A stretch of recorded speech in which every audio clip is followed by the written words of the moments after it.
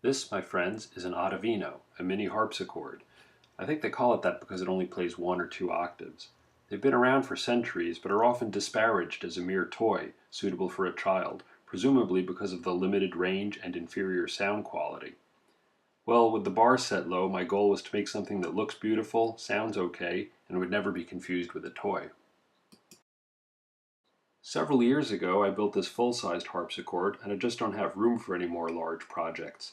This was a type of harpsichord called a virginal, where the strings run left to right. There's also a grand harpsichord, where the strings run front to back, and there's something called a spinet, where the strings are at an angle. Technically, what I'm going to make is an Ottavino virginal. I couldn't find plans for an Ottavino virginal anywhere, but at the National Music Museum in South Dakota they have this instrument, built by Franciscus Vaninus in 1672. They describe it as follows.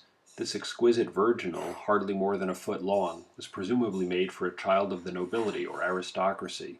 Fully functional despite its small size, it might have been used for his or her first music lessons, if not as an extravagant toy. This instrument, along with the nearly identical one in a museum in Milan, are all that are known of Vaninus or his work.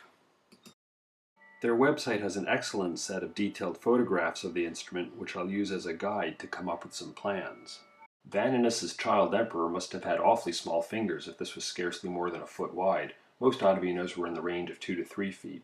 I took this picture, scaled it up so the width of each key was the same as on my full-size harpsichord, then I printed it out and used that as a template.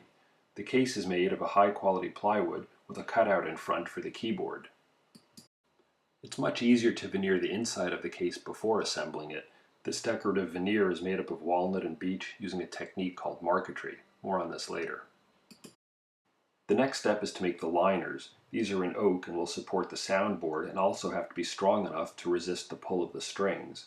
There are liners in the front, rear, left, and the heavy one on the right is called the rest plank. This is where the tuning pins go. The angled piece is the hitch pin rail liner. This is where the other end of the strings is anchored. The triangular compartment at the upper left isn't structurally necessary and was sometimes lopped off to make a 5-sided instrument. In this model, it'll make a nice little storage compartment. Next, I added a base in plywood with a projecting area for the keyboard. This is the register. It guides the jacks up and down as they pluck the strings. These slots have to be precisely located and just the right size so the jacks can move freely but not wobble around. To make the register, I start with blocks of maple, route a pair of dados across them, glue them together in pairs and then all together. Then it gets trimmed to size and installed. Next is the soundboard. This is the heart of the instrument where the rubber hits the road. The back left triangle covers up a storage compartment and has a hole for opening it. The main part of the soundboard has a hole to allow the instrument to resonate and a long rectangular cutout over the register where the jacks pass through. Soundboards are typically made from quarter-sawn spruce, cedar, or cypress. I bought a piece of Port Orford cedar for my full-size harpsichord, and there was enough left over to make 3 tenor ukuleles, 4 soprano ukes, and a hurdy-gurdy, and now the Ottavino, and I still have some left over. These are the bridges. Like the bridge on a guitar or violin, this piece transmits vibrations from the strings to the soundboard. The virginal actually has 2 bridges, which vibrate the left and right sides independently. On the Vaninus prototype, the right bridge is segmented, but I've always liked the look of a curved bridge more. The bridges will be made out of walnut. The left bridge is long and mostly straight. The right bridge, with its tight curve, is cut from around a knot where the grain curves naturally. One edge is routed into a bead, then the bridge cut out with a scroll saw, and then the other edge will get beveled with a sanding drum. Then the bridges are finished off and glued onto the soundboard. On the underside of the soundboard, I installed a single small rib. The ribbing helps stiffen the soundboard and helps resist the downward force of the strings. Next, I veneered the outside of the case using a technique called marquetry. I've posted a whole video showing how to do this marquetry. In a nutshell, it starts with squares of walnut veneer in a diamond and reverse diamond pattern, which are then put together with pieces of inlay strips and mother of pearl, then glued onto the case, sanded, and finished. My trusty apprentice. She still likes removing veneer tape. Really. The Nameboard is on front of the case, just above the keyboard, and usually sports the maker's name. They could be quite elaborate as seen in these examples. I just took a simple oval of camphor burl veneer and inset my initials and the date, at least the date when I hope this project will be finished. I then installed the cheeks. These project from the front on either side of the keyboard. You can also see where the solid walnut upper molding has been installed. The Veneer prototype has these decorative scrolls on the cheeks. I borrowed this design from a book of Victorian scroll saw patterns, cut out 2 thin pieces of maple, and installed them inside the cheeks. The soundboard can be glued into place along with some slender molding strips around the perimeter to cover the joint. The lid is decorated with the same marquetry on the outside, tiger stripe maple on the inside, and a border of solid walnut. With the bottom and corner molding installed, the casework is now complete. All that's left now is the soundboard rows and the keyboard. I'm going to take a nice little break here before tackling those.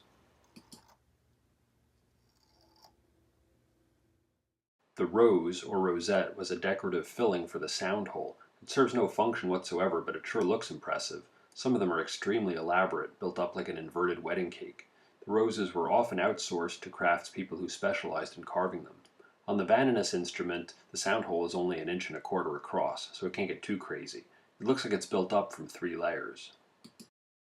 These roses were traditionally made from parchment. Sometimes wood was glued to the parchment, then scraped down to an extremely thin layer. The parchment backing kept the wood from falling apart. Well, I had some leftover paper-backed veneer, and that should do the trick.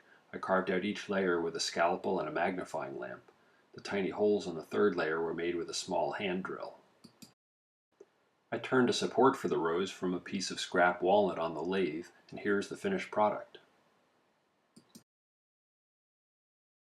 Okay, the keyboard. I put this off for a while because I wasn't sure how to approach it. These photos from the Veneer instrument give you the general idea, but I can't just copy it because of some small differences in where the keys sit.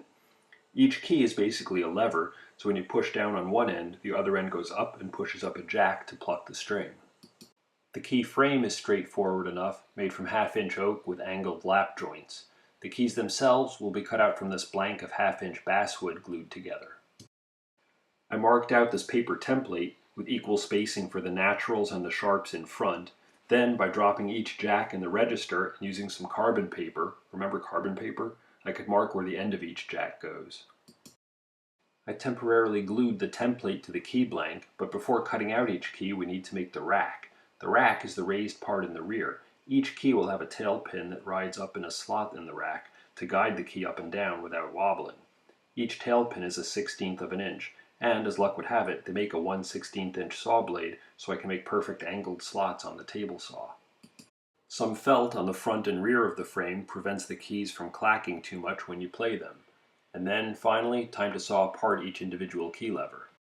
These little arcades on the front of each key were a fairly common decoration and were actually pretty easy to make on the drill press with 3 different sizes of Forstner bits. The last part of the key frame to make is the balance rail. This diagonal piece holds the balance pins where each key lever pivots. Each balance pin has a little red felt punching to keep the key movement quiet. Because the sharp keys are shorter than the naturals, their balance points are staggered. This is quite a complicated little 3D puzzle. The front of the keys have to line up, the tops of the keys have to be at the same level, and the spacing between keys has to be equal. They have to rock back and forth on the balance pins without too much friction or without wiggling. Oh, and the pins at the back have to be aligned perfectly in the rack. Here's another problem. These little keys are so short that they hit the balance rail, making a clacking noise, before they hit the felt-covered front rail. I solved the problem by cutting a recess into the bottom of the key levers and installed a piece of felt there. Time to make the key tops. For the sharps, I had some leftover ebony. This is the real stuff, Gabon ebony, $100 a board foot. The way they're tapered, they almost look like something edible. Well, instead of eating them, I applied them to the key levers. Here's all the sharps in place. I'm starting to think this might actually work. For the natural key tops, I had this beautiful piece of bubinga lying around.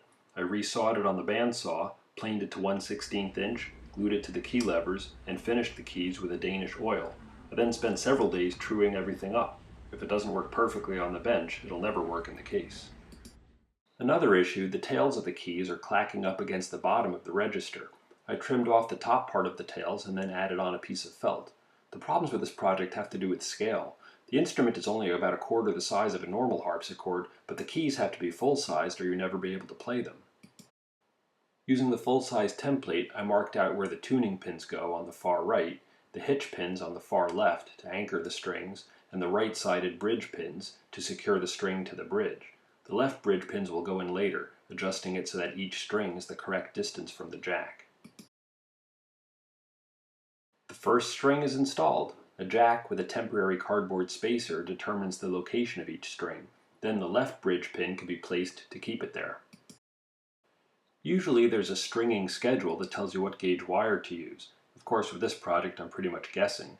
The strings supposedly sound best when they're close to their breaking point, so I used some of the lightest wire I had. These jacks are made out of plastic and are assembled with a tongue and a plectra, or quill. In Vaninus's day they would have used actual quills from a bird's feather, but these are plastic too. The tongue acts like a spring so that it plucks the string on the way up but tilts out of the way on the way down. The final piece of the puzzle is the jack rail. This goes above the jacks and keeps them from flying out. Some felt on the underside dampens the impact from the jacks. The jack rail has to be removable so you can service the jacks, so I secured it to these brackets with rare earth magnets. These jack rail brackets have been installed in the case. With the lid installed, construction is complete. Now comes the long and painful process of regulating and voicing the jacks.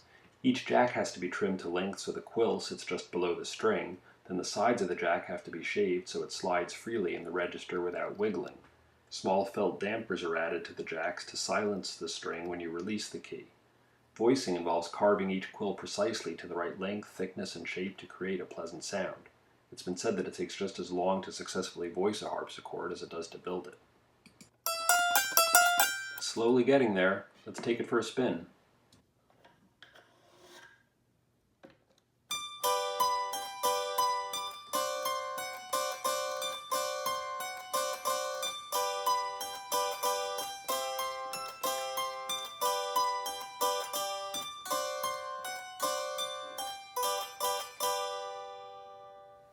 Thanks for watching, and I hope you enjoyed the video.